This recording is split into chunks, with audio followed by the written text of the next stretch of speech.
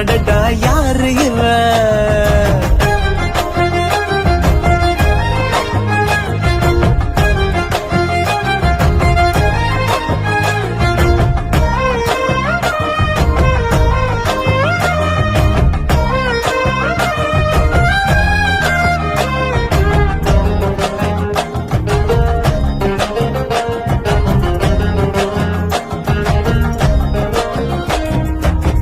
நில ஒன்று தரையில் வந்து நடக்குது எதிரில் நின்று எனக்குன்னு பிறந்தவதா என்று